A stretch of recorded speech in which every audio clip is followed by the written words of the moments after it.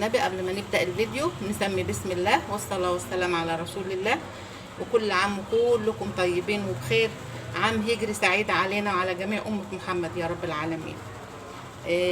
أنا هنا حطيت كوبايتين مية من الحنفية وحطيت عليهم 3 معالق من النشا باردين، لسه ما حطيتهاش على النار. وهنا حطيت ده بطيخ عملنا منه مربى وعملنا منه ايس كريم وهنعمل منه مهلبيه. ودول 4 كوبايات عصير بطيخ بكوبايه الميه دي.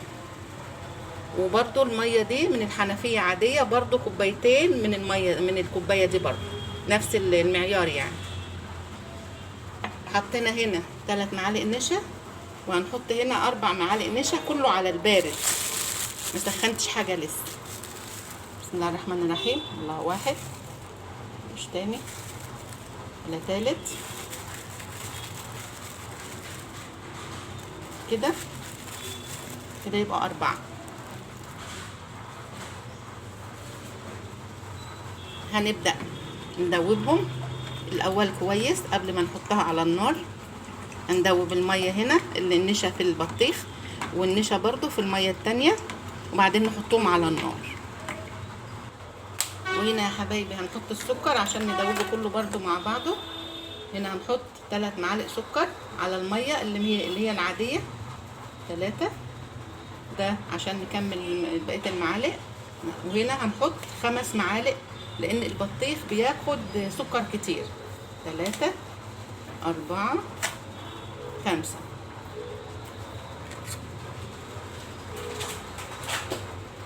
وهنبدأ ندوبه كله مع بعضه. هنا حبايبي انا بدأت شغلت النار اهو على المهلبية البيضة الاول.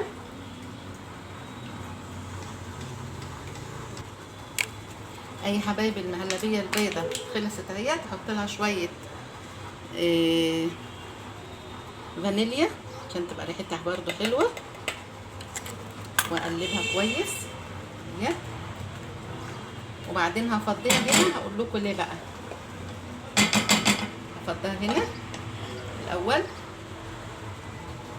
وبعدين انا هستعمل الحله التانية برضو في المهلبيه الحمراء. انا حطيت برضو المهلبيه الحمراء اهيت، وايدي فيها بقلبها على طول عشان ما تكتلش مني.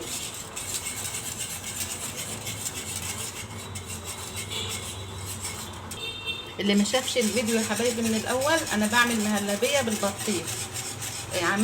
حطيت كوبايتين ميه عاديين من الحنفيه ودوبت عليهم 3 معالق نشا و3 معالق سكر على البارد كله. وهنا عصير البطيخ عملت 4 كوبايات عصير بطيخ بنفس الكوبايه اللي هي دي اهي، كله بنفس المعيار ده.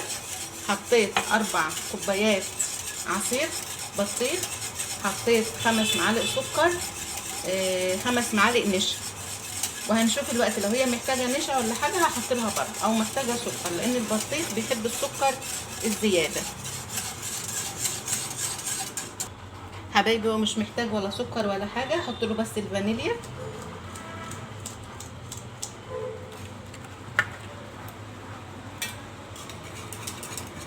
ولا محتاج سكر ولا محتاج نشا ولا اي حاجه، حط له الفانيليا بس.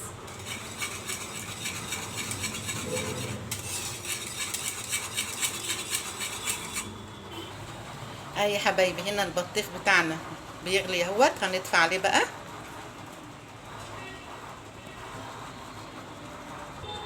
وهنا حبايبي انا جبت القالب البايركس ده، هفضي فيه البطيخ اهوت، المهلبيه بتاعت البطيخ.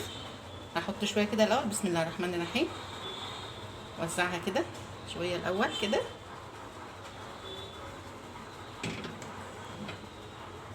اهوت.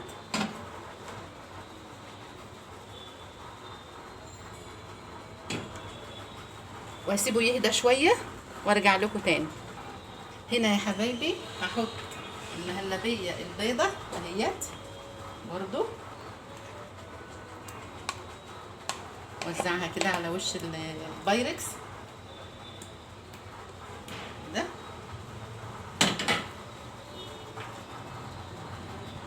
حط بقى الطبقه التانية الحمراء اهيت، بسم الله الرحمن الرحيم.